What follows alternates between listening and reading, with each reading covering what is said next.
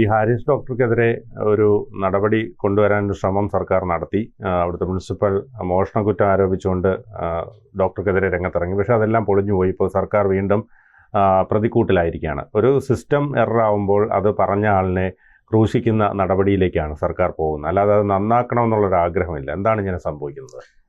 ആദ്യം പറയാനുള്ളത്, ഹാരിസ് ഡോക്ടറെ പോലെ ചങ്കൂറ്റമുള്ള നട്ടലുള്ള സർക്കാർ ഉദ്യോഗസ്ഥർ ഉണ്ടെങ്കിൽ ഇവിടെ സർക്കാർ മുട്ടുമുടക്കുക തന്നെ ചെയ്യും. ഇത് ഞാൻ പറയുന്നത് ഏത് സർക്കാരായിക്കോട്ടെ, ഞാനിപ്പോൾ ഇടതുപക്ഷ സർക്കാർ എന്നുള്ളതല്ല ഉദ്ദേശിക്കുന്നത്. ഏത് സർക്കാർ അധികാരത്തിൽ വരുമ്പോഴും ഉദ്യോഗസ്ഥർ അവരുടെ വ്യക്തിത്വം കാത്തു സൂക്ഷിക്കണം. സർക്കാരിൻ്റെ അടിമയായി മാറുന്ന, ഭരണാധികാരികളുടെ അടിമയായി മാറുന്ന സർക്കാർ ഉദ്യോഗസ്ഥർ ഉള്ളതാണ് ഇവിടുത്തെ സിസ്റ്റം തകരാറിലാവാൻ, സിസ്റ്റത്തിന് എറർ ഉണ്ടാവാൻ കാരണം. ഹാരിസ് ഡോക്ടറെ കൊടുക്കാൻ വേണ്ടി പല കാര്യങ്ങളും ചെയ്തു. ഇന്നലെ മാധ്യമപ്രവർത്തകർ വീണ ജോർജിൻ്റെ അടുത്ത് ചെന്നപ്പോൾ വീണ ജോർജ് ഒഴിഞ്ഞു മാറി. അതായത് നമ്മൾ പറയില്ലേ, തെന്നി മാറുക. അവർക്ക് പറയാൻ മറുപടിയില്ല. ആദ്യം പറഞ്ഞു സർക്കാരിനെതിരെ ഒരു ഉദ്യോഗസ്ഥൻ വരാൻ പാടില്ലായിരുന്നു. ഈ സർക്കാർ എന്ന് പറയുന്നത് ആരാണ്? ഒരു ഭരണ സംവിധാനത്തെ അവിടെ വർക്ക് ചെയ്യുന്ന ഉദ്യോഗസ്ഥനത് ഡോക്ടറായിക്കോട്ടെ, മറ്റ് ഓഫീസ് വർക്ക് ചെയ്യുന്നവരായിക്കോട്ടെ, ആരായാലും ജനങ്ങൾക്ക് വേണ്ടി പ്രവർത്തിക്കുന്നവരാണ്. ജനങ്ങൾ തിരഞ്ഞെടുത്ത സർക്കാരാണ്. അപ്പോൾ ജനങ്ങളെടുത്ത ജനപ്രതിനിധികൾ നന്നായി അവരുടെ കാര്യങ്ങൾ ചെയ്യുന്നില്ല എന്ന് ജനങ്ങൾക്ക് വേണ്ടി പ്രവർത്തിക്കുന്ന ഒരു സർക്കാർ ഉദ്യോഗസ്ഥൻ പറയുമ്പോൾ അയാളെ കൂച്ചുവില നേടാൻ വരുന്നത് ആരാണ്? ജനം തിരഞ്ഞെടുത്ത ഭരണാധികാരികൾ. എൻ്റെ സംശയം, ഇവർക്കൊക്കെ ബുദ്ധിയില്ലേ? ജനങ്ങളിത് മുഴുവൻ കണ്ടുകൊണ്ടിരിക്കുകയല്ലേ? അപ്പോൾ അടുത്ത ഒരു തവണ ഇനി ഇവരെയൊക്കെ വോട്ട് ചെയ്ത് വിജയിപ്പിക്കുമോ ജനങ്ങൾ? ജനങ്ങളിൽ അങ്ങനെ മണ്ടന്മാരോ മഠയന്മാരോ ഓർമ്മയില്ലാത്തവരോ അല്ല, അവരുടെ ഉള്ളിലുണ്ട്. അവരുടെ ഉള്ളിൽ നിന്ന് ഹാരിസ് ഡോക്ടർ എന്ന് പറയുന്ന ആ വ്യക്തി വിശുദ്ധനാണ്. അതായത് സാധാരണ മനുഷ്യരെ സ്നേഹിക്കുന്നത്. ഞാൻ പറഞ്ഞില്ലേ, അദ്ദേഹം 2 വീലറിൽ പോകുന്നത്, അദ്ദേഹം ഇന്ന് ഓട്ടോറിക്ഷയിലാണ് ഓഫീസിലേക്ക് പോകാൻ, ഇന്നലെ ഓഫീസിലേക്ക് പോകാനായിട്ട് പോയത്. ട്രെയിനിൽ ജനറൽ കമ്പാർട്ട്മെൻറ്റിൽ പോകുന്നു. അയാൾ പറഞ്ഞു അയാൾക്ക് ആരെയും പേടിയില്ല, കാരണം എൻ്റെ കൈകൾ ശുദ്ധമാണ്. അവിടുന്ന് സാധനം മോഷണം പോയി എന്ന് പറഞ്ഞ് റിപ്പോർട്ട് ഉണ്ടാക്കിയപ്പോൾ അയാൾ ചഞ്ചലപ്പെട്ടില്ലല്ലോ. അയാൾ ഒരിക്കൽ പറഞ്ഞു എനിക്ക് പ്രഷർ താങ്ങാൻ പറ്റുന്നില്ല എന്ന് പറയുന്നത് ഒരു വലിയ സംവിധാനത്തിനെതിരെ ഒറ്റയാൾ പോരാട്ടം നടത്തുകയാണ്.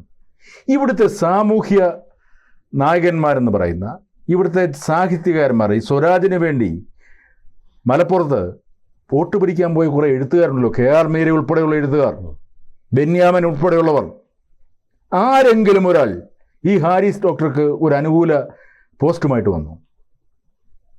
ഇവരുടെയൊക്കെ നാവിറങ്ങിപ്പോയോ? അത് കൈകൾക്ക് ചലനശേഷി നഷ്ടപ്പെട്ടു. നാണം കെട്ട സാഹിത്യകാരന്മാരല്ലേ ഇവർ ഫുൾ സപ്പോർട്ട് പ്രഖ്യാപിച്ചുകൊണ്ട് സ്വരാജിന് പോയി നിലമ്പൂർ വോട്ട് പിടിച്ചപ്പോൾ ഇവിടെ ഒറ്റയാൾ പോരാട്ടം നടത്തിയ ഒരു ഡോക്ടർ ഹാരിസ് ചിറക്കൽ, അദ്ദേഹത്തിനെ അനുകൂലിച്ചുകൊണ്ട് അദ്ദേഹത്തിനെ പോലെയുള്ള ഡോക്ടേഴ്സ് അല്ലെങ്കിൽ ഉദ്യോഗസ്ഥർ ഇവിടെ വേണം എന്ന് പറയാൻ ഇവരുടെ നാവ് ഉയരാത്തത് എന്തുകൊണ്ടാണ്? എനിക്ക് ലജ്ജ തോന്നുന്നു ഇവരെക്കുറിച്ചൊക്കെ ആലോചിക്കുമ്പോൾ. അപ്പോൾ ഇവരൊക്കെ സർക്കാരിൻ്റെ ദൂതന്മാരായി മാറുകയാണ്. എന്തിനു വേണ്ടി? ചെറിയ ചെറിയ അപ്പകഷ്ണങ്ങൾ, അവാർഡുകൾ, സ്ഥാനമാനങ്ങൾ, അതിനുവേണ്ടി സാഹിത്യകാരന്മാരും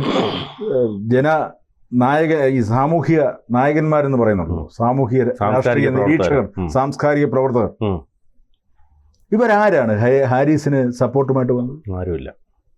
എന്തുകൊണ്ട്? അപ്പോൾ ഇവരെ ആ പദവി കൊടുത്ത് ഇവിടുത്തെ ചാനലുകളൊക്കെ സംരക്ഷിച്ചു കൊണ്ടുവരുന്നുണ്ടല്ലോ, അതങ്ങ് മാറ്റണം,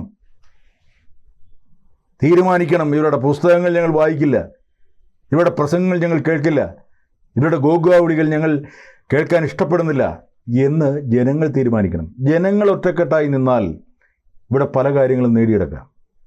പക്ഷേ ജനങ്ങൾക്ക് ഒരു യൂണിറ്റി ഇല്ല, അവരെ ഒന്ന് ചേർക്കാൻ ആരുമില്ല.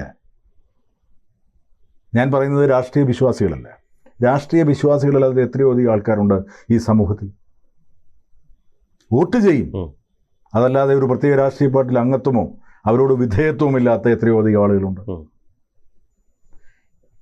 അപ്പോൾ ഇങ്ങനെ ഒരു സിസ്റ്റം തകരാറിലാവുന്നത് എന്തുകൊണ്ടാണ്, അതിൻ്റെ ഭരണ നേതാക്കളുടെ കുഴപ്പമാണ് എന്ന് മനസ്സിലാക്കാത്ത ഭരണ നേതാക്കൾ അവിടെ ഇരിക്കുമ്പോൾ നമ്മൾ എന്തിനാണ് ഈ രാജ്യത്ത് ജീവിക്കുന്നത്?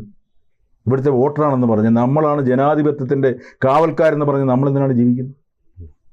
അത് ഓരോ വോട്ടർമാരും ഓരോ സാധാരണ മനുഷ്യൻ ചിന്തിക്കേണ്ടതാണ്. അപ്പോൾ എന്തായാലും ഹാരിസ് ഡോക്ടർ ഇന്നൊരു ഇലക്ഷൻ നിന്നാൽ പുഷ്പം പോലെ ജയിക്കും. അതെ, 140 മണ്ഡലത്തിൽ എവിടെയും നിൽക്കാം. സ്വതന്ത്രനായിട്ട് നിന്നാലും ജയിക്കും. സ്വതന്ത്രനായിട്ട് നിൽക്കാം, നിന്നാലും ജയിക്കും. എന്തുകൊണ്ടാണെന്ന് അറിയാമോ? ജനങ്ങളുടെ പൾസ് അറിയാം ആ വ്യക്തിക്ക്. പൾസ് അറിയാമെന്ന് പറയുന്നത് ജനങ്ങളെ സ്നേഹിക്കുന്നതുകൊണ്ടാണ് കേട്ടോ. ഇവിടെ രാഷ്ട്രീയക്കാർ ജനങ്ങളെ സ്നേഹിക്കുന്നതായിട്ട് അഭിനയിക്കും, അവരെ കെട്ടിപ്പിടിക്കും, അവരോട് കുശലം പറയും. അത് രാഷ്ട്രീയ തന്ത്രജ്ഞതയാണ്, വോട്ട് നേടാനുള്ള തന്ത്രം മാത്രമാണ്. എന്നാൽ ഹാരിസ് ഡോക്ടർ റിയലായി ജനങ്ങളെ സ്നേഹിക്കുന്നു. അയാൾ ഒരു ദിവസം എത്രയോ അധികം 100 കണക്കിന് രോഗികളെ പരിശോധിക്കുന്ന പറയും.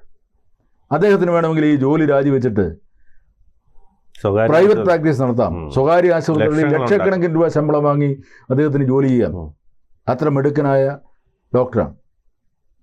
അദ്ദേഹം അത് വേണ്ടാന്ന് വെക്കുന്നതുകൊണ്ടാണ് പറയും. കുറേ പണം ഉണ്ടാക്കുന്നതല്ല, കുറേ ജനങ്ങളുടെ മനസ്സിന് ആശ്വാസം കൊടുക്കുന്നതാണ് ഏറ്റവും വലിയ നന്മ എന്ന് കരുതുന്നതുകൊണ്ടാണ് അദ്ദേഹം അങ്ങനെ ചെയ്യുന്നത്. അത് മനസ്സിലാക്കാൻ കഴിയാത്ത മന്ത്രിയും വകുപ്പും ഉണ്ടെങ്കിൽ അദ്ദേഹത്തെ പോലെയുള്ളവരൊക്കെ എന്താണ് പറയുക, പ്രഷർ താങ്ങാൻ കഴിയാതെ ഹാർട്ട് അറ്റാക്ക് വന്ന് മരിച്ചു പോകുന്ന നിലയിലാണ് ഇവിടുത്തെ ഭരണ നേതൃത്വം ഇടപെടുന്നത്.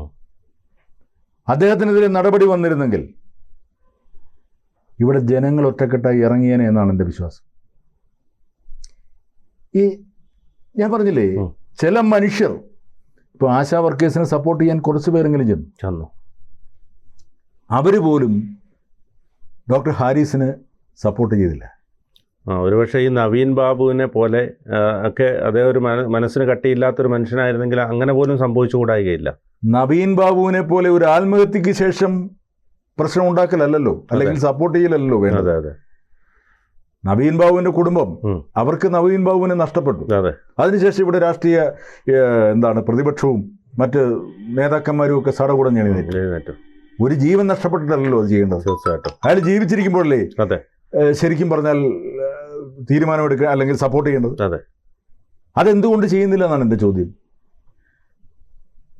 ആ ചോദ്യം ഇവിടുത്തെ സാമൂഹിക പരിഷ്കർത്താക്കൾ ഒന്ന് ചിന്തിക്കേണ്ടതാണ്. ഇവിടെ രാഷ്ട്രീയക്കാർ ഇപ്പം ഞാൻ പറഞ്ഞ ഒരു സമുദായത്തിൻ്റെ നേതാവാണ് വെള്ളാപ്പള്ളി നടേശൻ, അല്ലെങ്കിൽ NSSൻ്റെ സെക്രട്ടറി. ഇവരൊക്കെ ഇതിനെതിരെ പ്രതികരിക്കണ്ടേ? ഞാൻ ചോദിക്കുകയാണ്. അതിപ്പം കന്യാസ്ത്രീയെ പുറത്തിറക്കിയതിന് ബിഷപ്പ് പാംബ്ലാനി നരേന്ദ്രമോദിയൊക്കെ അഭിനന്ദിച്ചു. എന്നാൽ ഇവരൊക്കെ ഈ ഡോക്ടർ ഹാരിസിന് സപ്പോർട്ട് ചെയ്തുകൊണ്ട് ഒരു പോസ്റ്റ് ഇട്ടുകൂടെ? ഞാൻ ഈ സാമുദായിക നേതാക്കന്മാരെയാണ് പറയുന്നത്. രാഷ്ട്രീയക്കാർ പോട്ടെ, അവരാരെങ്കിലും ചെയ്തോ? ചെയ്ത് ഞാൻ കണ്ടില്ല. ഇത്ര വില കുറഞ്ഞ സാമുദായിക നേതാക്കളും സാമൂഹ്യ പരിഷ്കർത്താക്കളും ജീവിക്കുന്ന കേരളത്തിൽ ജീവിക്കേണ്ടി വരുന്ന സാധാരണ ബുദ്ധിയുള്ള മനുഷ്യരുടെ അവസ്ഥ ദയനീയമാണ്. അതാണ് ഇതിനെക്കുറിച്ച് എനിക്ക് പറയാനുള്ളത്. കൂടുതൽ വാർത്തകളും വിശേഷങ്ങളും നിങ്ങളിലേക്ക് എത്താൻ ABC മലയാളം സബ്സ്ക്രൈബ് ചെയ്യുക, ബെൽ ബട്ടണും അമർത്തുക.